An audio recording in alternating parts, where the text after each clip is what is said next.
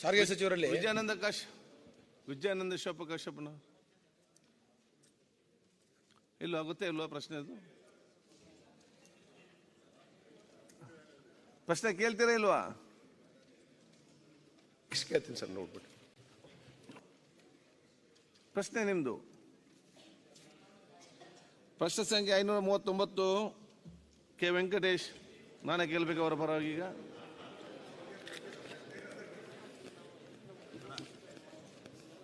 ಯಾವುದನ್ನು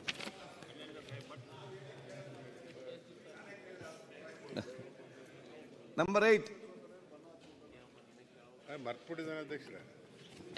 ಇಲ್ಲ ಅಧ್ಯಕ್ಷರೇ, ಈಗ ಮೆಂಬರ್ಗಾಗಿ ಅಲ್ಲಪ್ಪ, ಮಂತ್ರಿ ತಯಾರಾಗಿ ಬಂದಿದ್ರು, ಉತ್ತರ ಕೊಡ್ಬೇಕಲ್ಲ ಇಲ್ಲಿ. ಮಾನ್ಯ ಅಧ್ಯಕ್ಷರೇ, ಪ್ರಶ್ನೆ ಸಂಖ್ಯೆ ಮಾನ್ಯ ಪಶುಸಂಗೋಪನೆ ಮತ್ತು ಅಧ್ಯಕ್ಷರೇ ಉತ್ತರ ಒದಗಿಸಿದ್ದೇನೆ. ಓಕೆ, ಕೇಳಿದ್ರು.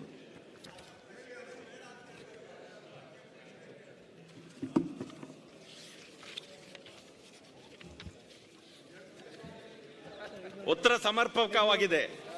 ತಡ್ರಿ ಮಾನ್ಯ ಅಧ್ಯಕ್ಷರೇ, ನಮ್ಮ ಕ್ಷೇತ್ರದಲ್ಲಿ ಈಗ ಗ್ರೀನ್ ಫೀಲ್ಡ್ ಅಂತ ಪೋರ್ಟ್ಸ್ ಅಂತ ಮಾಡ್ತಾ ಇದ್ದಾರೆ ಅಧ್ಯಕ್ಷರೇ.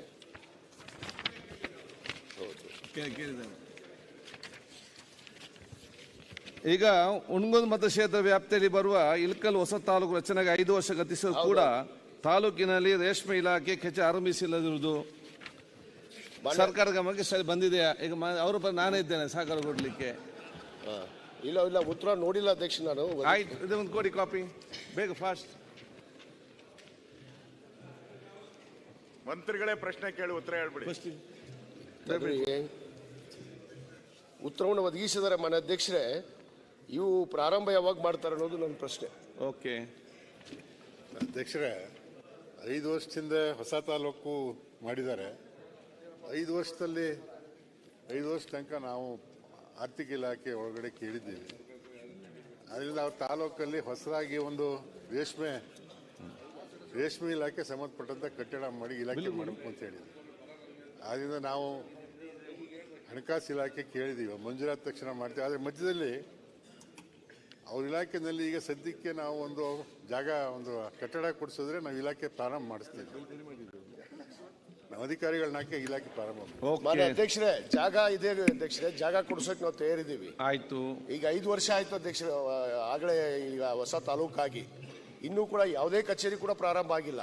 ಸರಿ, ಅದಕ್ಕೆ ಮಾನ್ಯ ಸಚಿವರಲ್ಲಿ ವಿನಂತಿ ಮಾಡ್ತೀನಿ, ಜಾಗ ನಾನು ಕೊಡಿಸೋಕೆ ವ್ಯವಸ್ಥೆ ಮಾಡ್ತೀನಿ, ದಯವಿಟ್ಟು ಅದನ್ನ ತಕ್ಷಣ ಆದೇಶ ಮಾಡಬೇಕು. ಮಂತ್ರಿ ಅವರಿಗೆ ನಿಮ್ಮ ಕೆಲಸ ಮಾಡಿಗೆಲ್ಲ ಹೇಳುವ. ನೆಕ್ಸ್ಟ್ ಪ್ರಶ್ನೆ ಕೇಳಿದಾಗ ಬೇಗ ಬನ್ನಿ ಮತ್ತೆ ಕರೆಕ್ಟಾಗಿ ಪ್ರಶ್ನೆ ಕೇಳಿ.